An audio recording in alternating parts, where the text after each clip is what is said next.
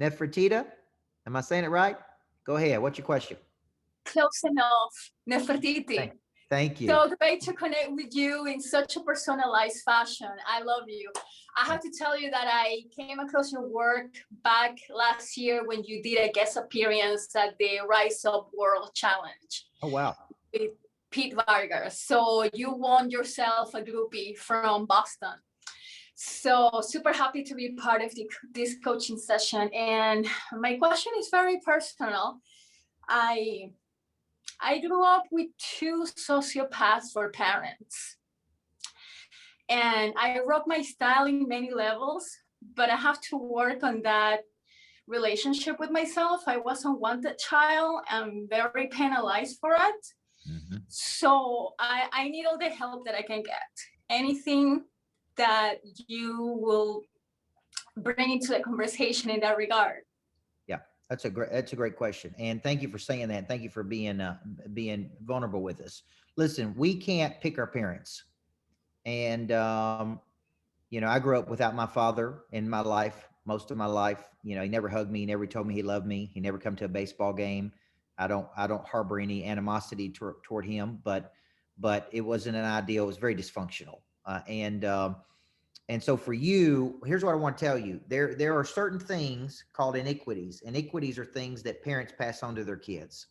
Okay. And what we have to do is be aware of those things, right? And what we have to do is we have to say we're going to be a transition person. We're going to transition away from our past into our future. So think of it like this. Past is finite. It's fixed. The future is unlimited, hold on, unlimited possibility. When we become aware of how we were scripted genetically, physiologically, environmentally, we can then say, hey, these are not traits I want from my parents. Okay. We can't pick our parents, but we can pick our future. So when you, if you grew up in that scenario with sociopaths, obviously they don't have a lot of feelings. They don't have a lot of conscience. They don't, right? Like they don't feel like other people feel, and they're not empathic to people's needs. So when you think about this concept, I would tell you, what can you do as a transition person to stop the transmission of some of those things and really become aware, and because of that become the person that you're truly capable of coming, right? I think your story will be incredibly powerful to be able to share with other people if you were raised in a setting like that with parents like that, and for you to go on and do something in the world, man, how many other people will you be able to help because of your message? So have you read my book on confidence? No, I have not yet. Okay, the book is called Swag. It's free. It's $10 at my website. I would tell you to listen to that, let it program you, let it marinate in you over and over and over, and then really begin to break this confidence down. But one of my favorite sayings is never let your past hold your future hostage. Always make your future bigger than your past. So I think you got the makings of a great testimony to turn around and help other people if you can work through this. I have to add to the conversation, and this comes down to how past experiences impact your performance and your relationship with money.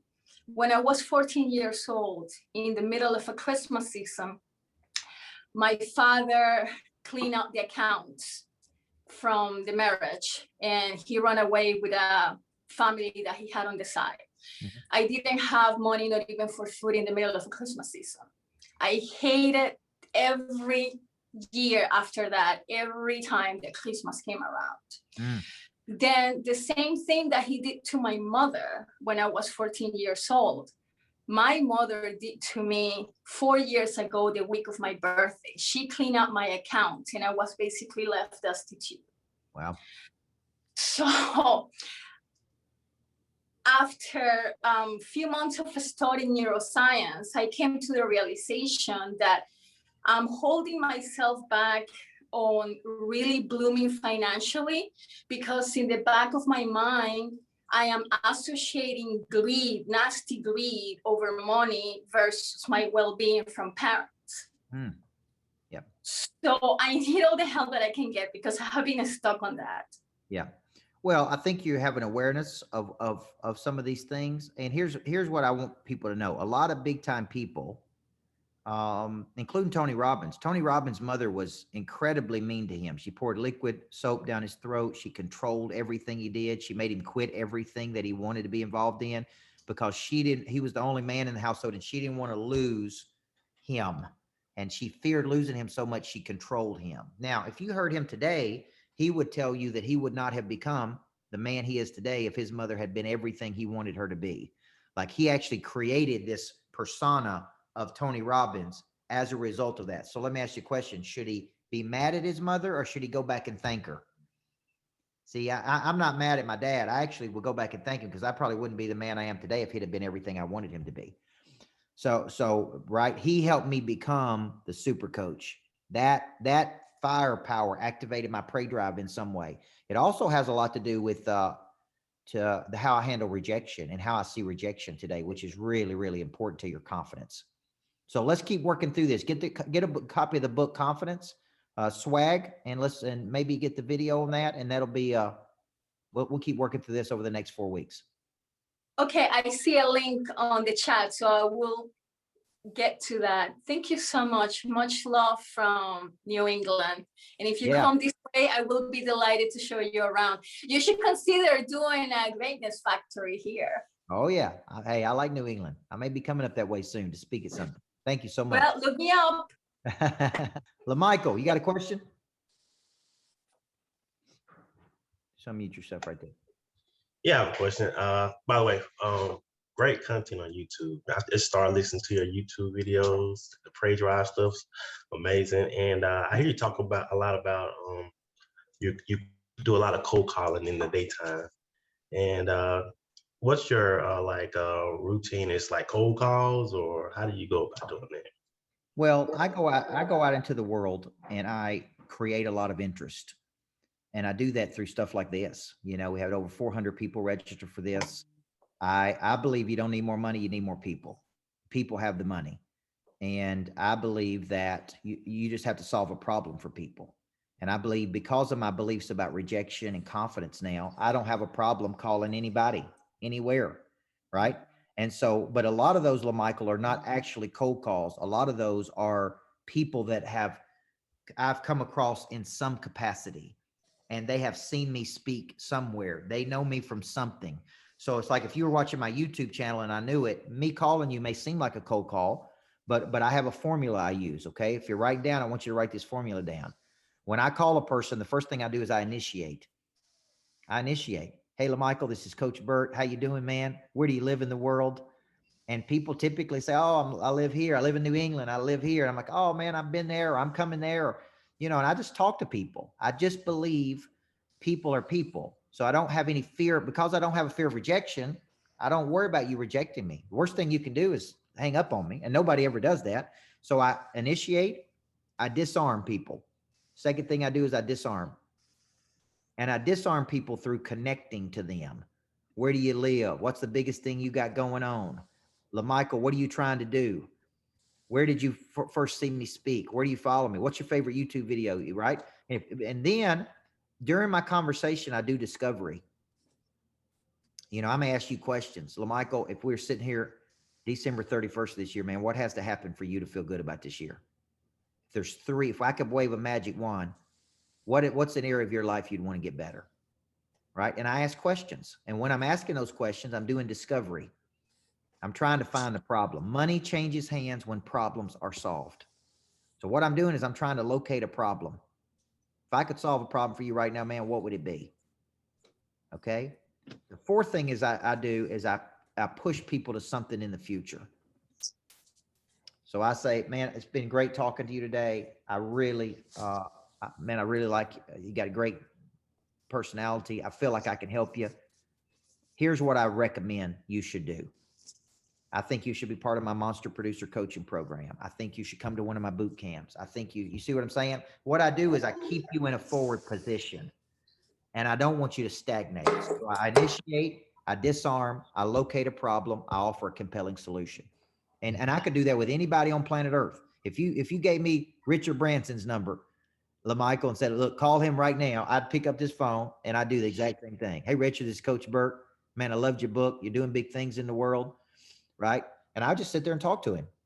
you know, and then I find a problem. If I think I can help him, I push him to something in the future. If I don't, I say, man, it's been a good talk. Best of luck to you. Does that help you? Oh, yes, sir. But Thank you. we do typically make a lot of phone calls. We typically call, 40, 60, 80 people a day. I'm on the phone constantly with people. Never underestimate the power of talking on the phone to people and helping them come to a decision. The word decide means to kill off. The word decision means to cut away. So what I'm really doing, LaMichael, is I'm helping a person kill something off or cut something away so they can make a decision with me. And I tell them the purpose of my phone call is to help you make a decision about something. The purpose of my phone call is to bring some clarity to your life. Now, if I'm not confident, I can't do that. If I'm not confident, I'm going to supplicate. And supplicate means I put the person on the phone with me in a superior position to me, like they're more important than I am. I remember calling a woman one day and I said, "Hey, this is Coach Burton." And she's like, "Hey, it's not a good time to talk." And I said, "Hey, it wasn't a good time for me to call you." But I did. And she laughed and I laughed. And I was like, "Hey, you know why I called you?" She's like, "Why?" And I said, "Because you gave me your number and told you to call you. So I'm taking a few minutes out of my day and I'm calling you because she's not any busier than I am. She's not any more important than I am, in my opinion. So when people say it's not, I don't have time to talk, it's like, well, this is not a priority to you then. If it's a priority to you, you'll take a few minutes for me. Okay. All right, LaMichael, thank you for watching my YouTube, man. Trevor Day, you got a question? My question is, how do you build your lead system back up and your confidence at the same time? Yep. Because I just wrote, actually, I got an offer just accepted today while we listened to this on a real estate transaction. So, and I've been knocking on pre-foreclosure doors and trying to get them to list with us so we can save their house and equity and get cut out a lot. So that takes a lot of confidence killer. Did you have more confidence because you closed the deal? Yes, sir. Okay. So think about the way I build my confidence back is I do it in little. See, listen to it this way. What takes years to build up can take seconds to tear down. Confidence, trust. Yeah. So what I do is I build my confidence back one brick at a time, one action at a time, one step at a time. Right. That's how I build my confidence. One knock on the door, one phone call, one workout, one step. That's how. So the way you build your confidence up is you work on it every day, all four parts of your nature. What happens is that it begins to feed it. It's like a cycle. It's like man, I got a deal. I got a deal. See, remember I told you, King David, it's going to be a fight, but we're going to win. Okay. You've been knocking on those doors and then look what happened tonight, man. Boom. You get a deal. Now, guess what? I want more than 30 houses this year. I sold only 30 last year. I'm not happy about that. So here's the deal. You got to have proper expectation. And the expectation is, man, it ain't going to be easy knocking on doors doing it, man. The expectation is I got to knock on 30 doors to get one deal closed. Roughly about 45 doors. Okay. Here in Memphis. So you get your belief back by number one, the first sale you need to make every day is to your own self. Yeah. Go to work on that body. Go to work on your body. Go to work on your mind. Go to work on your heart. Go to work on your spirit. You're going to get more confident. All right. Thanks. You got it. I mean, you already look kind of like me with the haircut, man. So you ought to be at least somewhat confident. Hey, man, God won't bless very few people. Takes me 15 minutes to fix my hair in the morning. True takes me less than 5 seconds. I take a paper towel and just wipe it off and I keep going. Thank you, Trevor. Yeah, you're welcome. All right, Margaret, you got a question?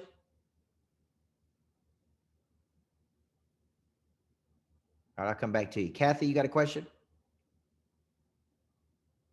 Anybody else got a question like to ask? I got time for one more question. Okay. I got a quick question. Go ahead. All right. So say somebody's going to come to you about getting their health right. Yep. And you talk to them about it. This happens to me all the time. And you ask them, what's stopping you from moving forward or whatever. And they say, well, it's a little bit about finances, my money situation. Yep. What are you going to say to that guy? Because I know you kind of talked about it earlier, but I kind of missed some of that. Yeah. When people give me objection is opposition of thought. That's all it is. So when people use money, people are going to use the same objections over and over. I don't have the time. I don't have the money. Right. That's what they're going to say. So Yep. so I'm ready for that. When they say it, I have a formula that I use, Johnny. And the formula is Okay. I listen and I agree. Yes. I never disagree, because when you disagree, you put a person in a defensive posture.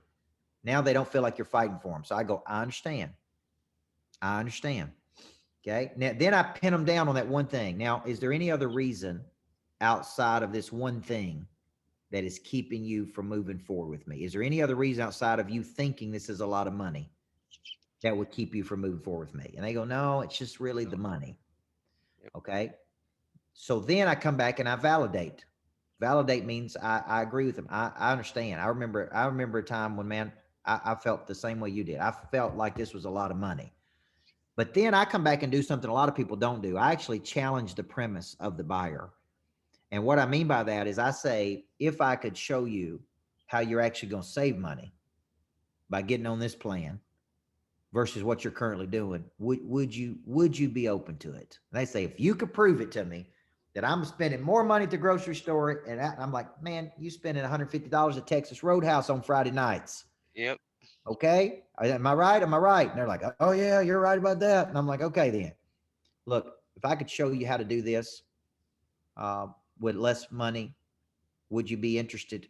Would you be interested in doing it? Because it seems like, now listen to the words I'm about to use here, folks. It seems like this is what you want to do. It sounds like this is the right plan for you. It feels like this is what you've been looking for. It sounds like, it seems like, it feels like. Okay. Now, then I start comboing, Johnny, those closes I use. I can't help you till you commit, but once you commit, I'm not going to let you fail. Would you Yes. try this? I've been using those too, Would you and they try this? work. For 30? Yeah, it does work. Would you try this for 30 days? And if I can get you in a rhythm, and I sell them on a future, man. Day 4 or Yep. 5, you're going to get in fat burning. You're going to feel like you're on planet Mars, man. You're going to feel like you ain't never felt before. I know, because I went through it. Now, here's what I'm doing is I'm confident enough to listen to their objection and just keep going. Yeah. I just think it's part of selling. It's part of sharing. Like you're not just going to roll over and go, I'm in, sign me up. You got to be good enough to go back and forth.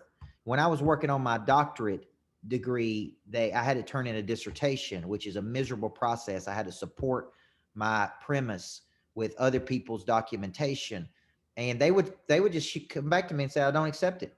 I don't accept your premise. I don't accept the thesis. We're not buying it.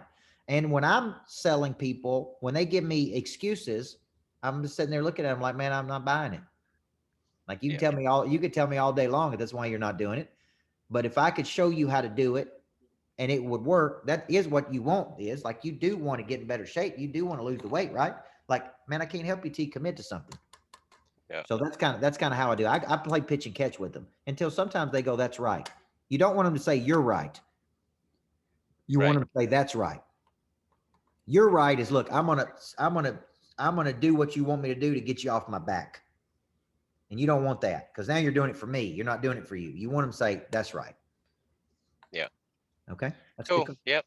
Yep. Thank you, That Johnny. helps a lot. Thanks, man. Thank you for being committed. All right, folks, I got time for one more.